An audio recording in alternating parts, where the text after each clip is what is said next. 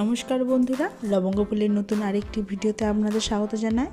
আপনাদেরকে আজ আমি মুরগির মাংসে বড় বড় আলু দিয়ে হালকা একটা ঝোলের রেসিপি শেয়ার করছি। এর মধ্যে আমি বেশি মশলা কিচ্ছু দেব না, একদম খুব লাইটভাবে এই রান্নাটা আমি করব।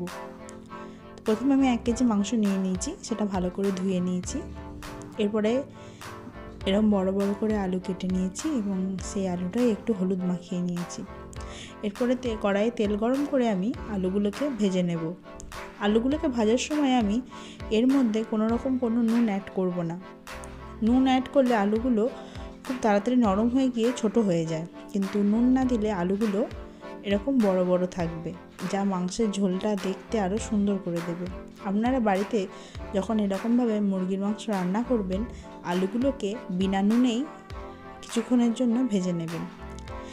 আমি খুন্তিতে দেখে নিচ্ছি আলুগুলো সেদ্ধ হয়েছে কিনা, কিন্তু আলুগুলোকে আপনারা যখন ভাজবেন ঢাকা দিয়ে দিয়ে অবশ্যই ভাজবেন। আমি আলুগুলোকে একবার করে নেড়ে নিচ্ছি ও ঢাকা দিয়ে দিয়ে রেখে দিচ্ছিলাম।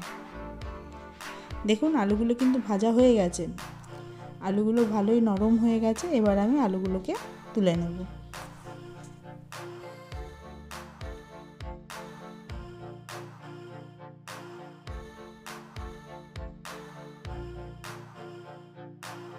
এবারে আমি কিছুটা পেঁয়াজ নিয়ে নিয়েছি, একটু আদা ও রসুন ছাড়িয়ে নিয়েছি, আর নিয়ে নিয়েছি দুটো বড় বড় টমেটো।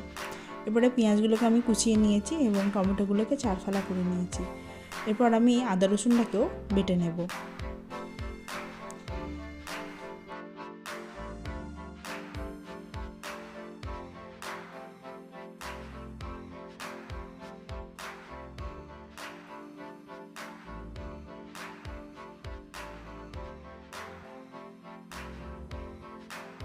অন্যদিকে আমি পেঁয়াজ ভাজার জন্য কড়াইয়ে তেল গরম করতে দিয়ে দিয়েছি, আর এদিকে আদা রসুনের সাথে আমি কিছুটা দারুচিনি অ্যাড করে দেব। এদিকে আমি কড়াইয়ে তেজপাতা ও একটা শুকনো লঙ্কা ভাজতে দিয়ে দিলাম ফোড়নে। আমি কিন্তু তেলে কোনো গরম মশলা ফোড়ন দিইনি, শুধু শুকনো লঙ্কা একটা আর একটা তেজপাতা ফোড়ন দিয়েছি। এরপর কুচিয়ে রাখা পেঁয়াজগুলো আমি তেলের মধ্যে দিয়ে দিলাম। এবার এটাকে আমি ভাজতে থাকবো।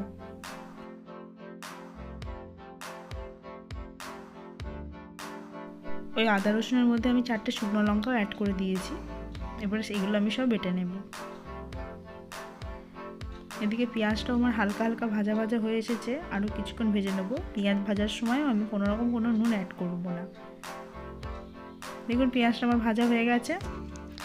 এরপরে যে বেটে রাখা মশলাটা আদা রসুনের পেস্ট, সেটা আমি এর মধ্যে দিয়ে দেব।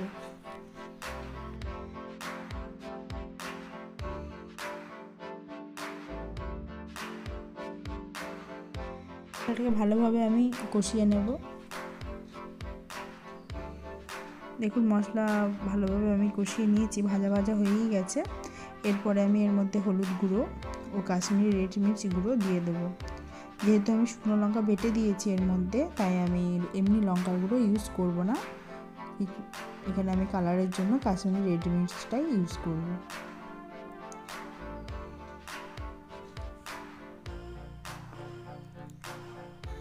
এরপরে ভালো করে এই মশলাগুলো সব মিশিয়ে নিচ্ছি এবং আরও কিছুক্ষণ ভালো করে এটা কষিয়ে ভাজা ভাজা করে নেব।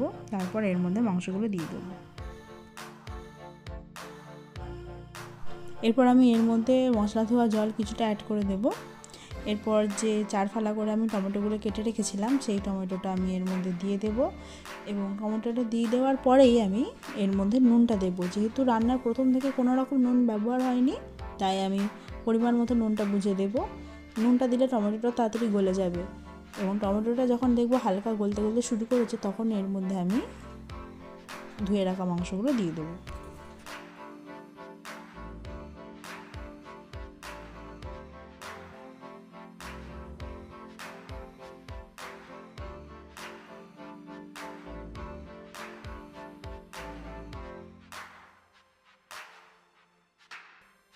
দেখুন টমেটোগুলো বেশ হালকা গলা গলা হয়ে গেছে।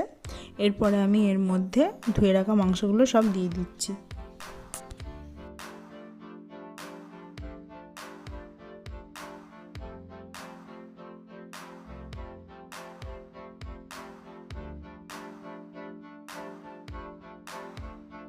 মাংসটা ধুয়ে আমি এর মধ্যে একটা আধখানা পাতিলেবুর রস দিয়ে মাখিয়ে রেখেছিলাম কিছুক্ষণের জন্য মাংসটা, যাতে মাংসের আঁশটানি গন্ধটা চলে যায়।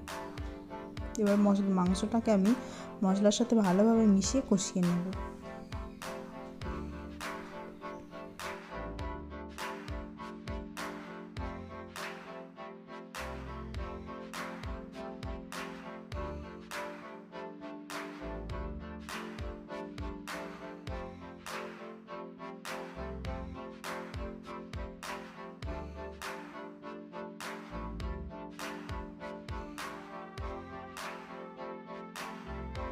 দেখুন মাংস থেকে জল বেরিয়েছে, এই জলটা যতক্ষণ না শুকিয়ে যাচ্ছে ততক্ষণ অবধি মাংসটাকে আমরা কষাতে থাকবো।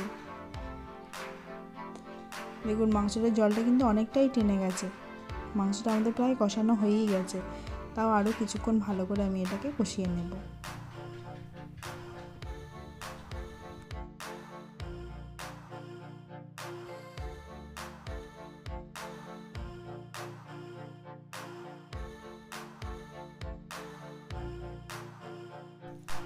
এরপর আমি এর মধ্যে একটা বাটিতে উষ্ণ গরম জল করে রেখেছিলাম, সেই জলটা আমি মাংসের মধ্যে দিয়ে দেবো। তরকারিতে সবসময় গরম জল দিলে তরকারির টেস্টটা খুব ভালো আসে ঠান্ডা জল দেওয়ার থেকে। আপনারা পারলে রান্নার সময় গরম জল অবশ্যই ব্যবহার করবেন, তাতে রান্নার স্বাদ আরও বেড়ে যায়। এবার আমি ঝোলটা ফোটা অবধি অপেক্ষা করব। এর মধ্যে এবার আমি ভেজে রেখেছিলাম যে আলুগুলো, সেই আলুগুলো দিয়ে দিচ্ছি।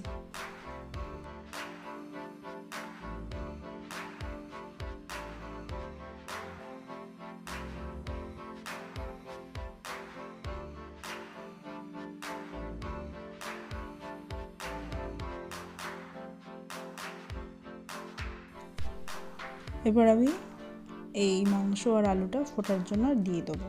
দেখুন আমার এখানে মাংসের ঝোল কিন্তু ফুটতে শুরু করে দিয়েছে অলরেডি, খুব সুন্দর গন্ধও আসছিল। আরেকবার ভালো করে এটাকে আমি নেড়ে নিচ্ছি। এরপরে আমি এর মধ্যে দুটো চেরা কাঁচা লঙ্কা দিয়ে দিচ্ছি। চেরা কাঁচা লঙ্কা দিলে এর স্বাদ খুব বেড়ে যায়।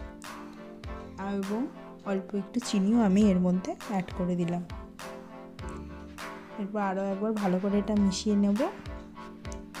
এরপর আমি 1 চামচ মতন গরম মশলা এখানে দিয়ে দিচ্ছি, আর কুচনো ধনেপাতা দিয়ে দেবো, এবং দিয়ে ভালো করে এটা মিশিয়ে নিয়ে গ্যাসটাকে আমি অফ করে দেবো। এবং গরম গরম ভাতের সাথে এরকমভাবে চিকেন রান্না আপনারা একবার করে দেখতে পারেন, খুব কম মশলায় রান্নাটা খুব ভালো হয়।